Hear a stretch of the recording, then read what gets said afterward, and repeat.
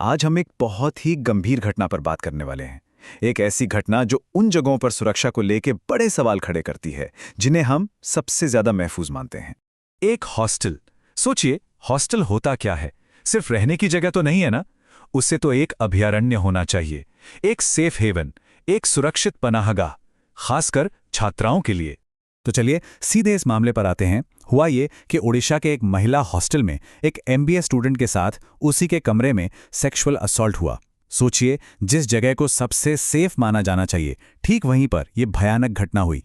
देखिए, सेंचुरी या अभयारण्य, इसका मतलब ही होता है एक ऐसी जगह जहां आप महफूज महसूस करें, जहां आपको पनाह मिले। और ये जो घटना हुई, ये सीधे सीधे उसी भरोसे पर एक हमला थी। तो आखिर हुआ क्या था उस रात? चलिए, जो फैक्ट्स सामने आए हैं उन पर एक नजर डालते हैं। जगह थी ओडिशा के संबलपुर में एक विमेंस हॉस्टल। विक्टिम थी एक एमबीए की स्टूडेंट। और ये सब हुआ रविवार की रात को। अपराध सेक्सुअल असॉल्ट। अब सबसे बड़ा सवाल तो यही उठता है कि आखिर ये हुआ कैसे। ये सिर्फ एक क्राइम की बात नहीं है, ये एक बहुत ही बड़ी, एक खतरनाक सिक्योरिटी ब्रीच थी। मतलब कोई घुसपैठिया एक तथाकथित सिक्योर बिल्डिंग में घुस कैसे गया? और जो हुआ वो सुनकर आप चौंक जाएंगे। जो आरोपी था, उसने पहले बाउंड्री वॉल फांद दी, फिर वो छत तक पहुंच गया और छत से सीधा विक्टिम के कमरे में घुस गया। जरा सोचिए, कितनी आसानी से पूरी सिक्योरिटी को धता बता दिया गया। और यहां पर एक और डिटेल सामने आती है जो और भी हैरान करने वाली है। आरोपी की उम्र पता है कितनी थी? 67 साल। जी हां, 67। ये एक ऐसी बात है जो इस पूरी घटना को और भी ज्यादा डिस्टर्बिंग बना देती है।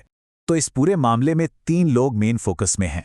पहली, विक्टिम, जो एमबीए स्टूडेंट हैं और अब बेहतर सिक्योरिटी के लिए प्रोटेस्ट कर रही हैं।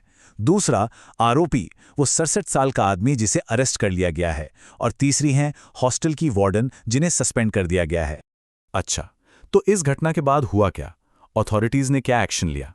चलिए अब इस पर बात करते हैं कि गिरफ्तारी और सस्पेंशन के बाद आगे क्या हुआ।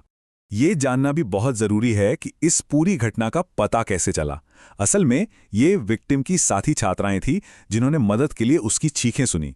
उन्होंने देखा कि विक्टिम अपने कमरे में बंद है और उन्होंने फौरन बिना एक पल गवाए पुलिस को इन्फॉर्म किया। यहां स्टूडेंट्स की जो एकजुटता और सूझबूझ थी, वो वाकई काबिले तारीफ है। एक सीनियर पुलिस ऑफिसर का बयान भी आया। उन्होंने कहा, ये घटना बेहद दुर्भाग्यपूर्ण है। खैर, ये बयान कम से कम इस बात को तो मानता है कि मामला कितना सीरियस है। लेकिन बात सिर्फ गिरफ्तारी तक ही नहीं रुकी। इसके बाद स्टूडेंट्स ने मोर्चा संभाल लिया। उन्होंने जवाबदेही की मांग की। जोरदार विरोध प्रदर्शन शुरू हो गए और मांग थी सिस्टम में बदलाव की। और इन प्रोटेस्ट्स की सबसे पावरफुल तस्वीर क्या थी कि विक्टिम खुद अपने साथी स्टूडेंट्स के साथ मिलकर वाइस चांसलर के ऑफिस के बाहर प्रदर्शन कर रही थी। ये सिर्फ अपने लिए न्याय की मांग नहीं थी, ये इस बात की लड़ाई थी कि जो उनके साथ हुआ वो फिर कभी किसी और के साथ ना हो। तो यहां हमें एक साफ फर्क दिखता है एडमिनिस्ट्रेशन के एक्शन और स्टूडेंट्स की डिमांड्स में। एडमिनिस्ट्रेशन ने क्या किया? आरोपी को अरेस्ट किया, वार्डन को सस्पेंड कर दिया। बट स्टूडेंट्स क्या मांग रहे हैं? वो कह रहे हैं कि हमें बेहतर सिक्योरिटी अरेंजमेंट्स चाहिए और वार्डन का इस्तीफा चाहिए। मतलब वो कोई टेम्पररी सॉल्यूशन नहीं, बल्कि एक परमानेंट बदलाव चाहते हैं। और ये पूरी कहानी हमें एक बहुत बड़े सवाल पर लाकर खड़ा कर देती है कि जब सिक्योरिटी इस तरह से फेल होती है तो असल में जिम्मेदार कौन है? क्या बस एक आदमी को पकड़ लेना या किसी एक अधिकारी को सस्पेंड कर देना काफी है, या फिर जिम्मेदारी उस पूरे सिस्टम की बनती है जिसका काम ही सुरक्षा देना था?